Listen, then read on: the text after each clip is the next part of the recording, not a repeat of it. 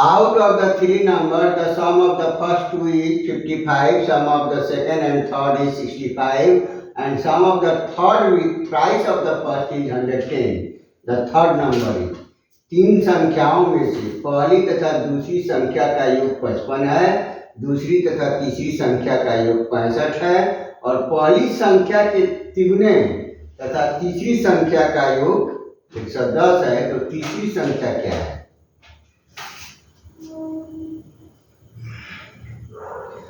दिया गया है कि दो संख्याओं का पहली और दूसरी का योग दे दिया है 55, दूसरी और तीसरी का दे दिया है 65, और तीसरी संख्या के साथ पहली का 3 गुना हम जोड़ देते हैं तो 110 होता है। तो तीसरा संख्या क्या है?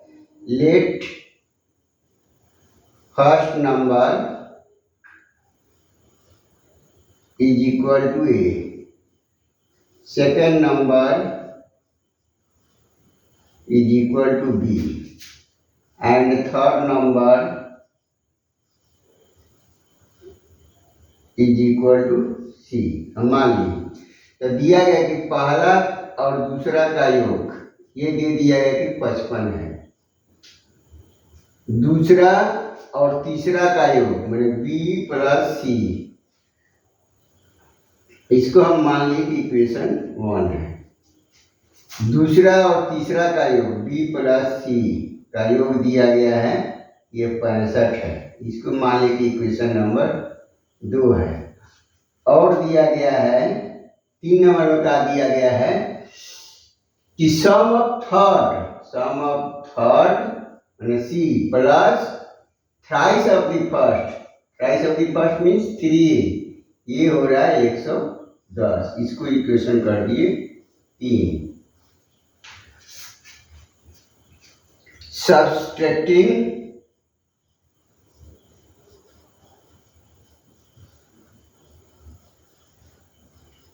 equation 1 from equation 2, दो में से हम ये एक वाला इक्वेशन को घटा देंगे। तो दो वाला क्या था? B प्लस C था, फर्स्ट वाला क्या था? A प्लस B, तो माइनस A माइनस B हो जाएगा। यहाँ का नंबर था 65 और यहाँ का नंबर था 55, तो क्या होगा? और B और B कैंसिल हो गया, C माइनस A, ये क्या हो जाएगा? 65 से 10 घट गया, 55 घट गया तो 10 बचा, और C इज इक्वल टू कितना हो जाएगा? C is equal to C नहीं, हम एक के जगह पर निकालेंगे, minus A is equal to 10 minus C, और A इज इक्वल टू हो जाएगा C माइनस 10। ये माइनस से कैंसिल होते हैं, प्लस हो जाएगा, प्लस से माइनस हो जाएगा, C minus A is equal to C minus 10। इसको इक्वेशन हम कर दिए कि ये 4 हो गया। Substitute the value of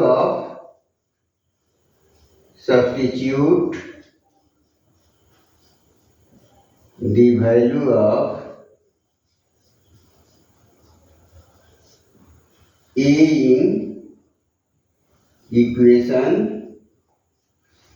A का वैल्यू जो 4 था, substitute the value of A in equation, substitute the value of A from equation 4 in equation 3। 4 में से जो A का वैल्यू है वो हम 3 में बैठा देंगे। 3 नंबर हमारा दिया गया है C plus 3A is equal to 110, और C प्लस A के जगह पर 3 पर लिखेंगे, 3 इंटू A के जगह पर हो गया C माइनस 10, और ये राइट हैंड साइड में दिया गया है 110, और C plus 3C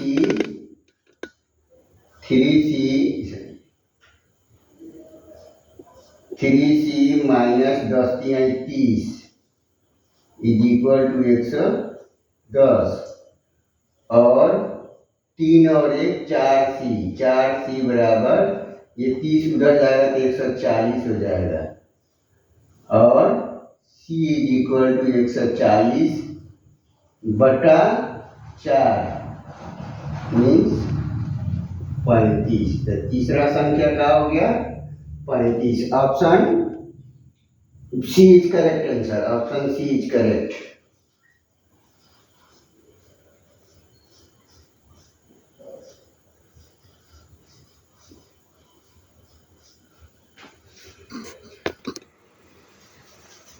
If the sum of two numbers be a and their product be b, then the sum of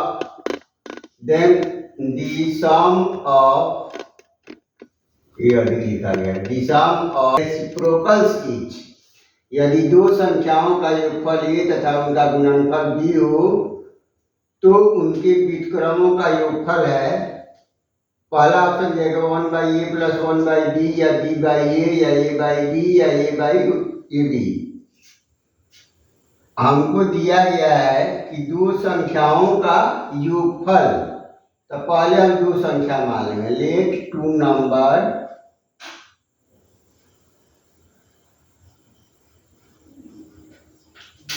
are, वहां पर तो ए बी दिया गया इसलिए एक्स एंड वाई हम मान लेंगे एक्स एंड वाई। तो ये दे दिया गया कि एक्स प्लस वाई दोनों को जब हम जोड़ते हैं तो ये आता है। ऑप्शन ए कर दिए, इक्वेशन 1 हो गया ये। और दूसरा दिया गया है कि एक में दूसरा को गुना करते हैं तो ये बी आता है, इसको इक्वेशन नंबर 2 मान लीजिए। Dividing equation 1 by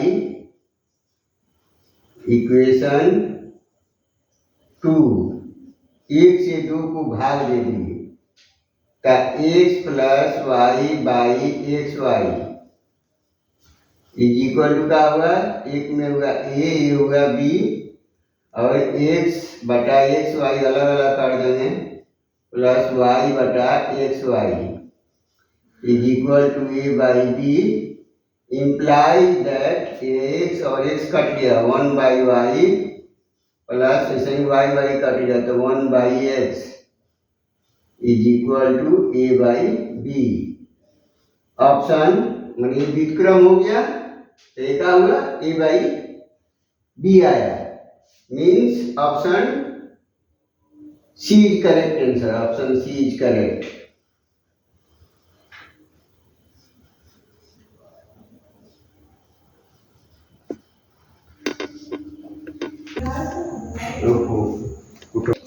If a is equal to 4011 and b is equal to 3989, then value of ab is equal to, यदि a बराबर 4011 and b बराबर 3989 है तो ab का मान बराबर है, किसके बराबर है? ये 4 ऑप्शन दिया गया है, इसमें से कोई एक ऑप्शन होगा।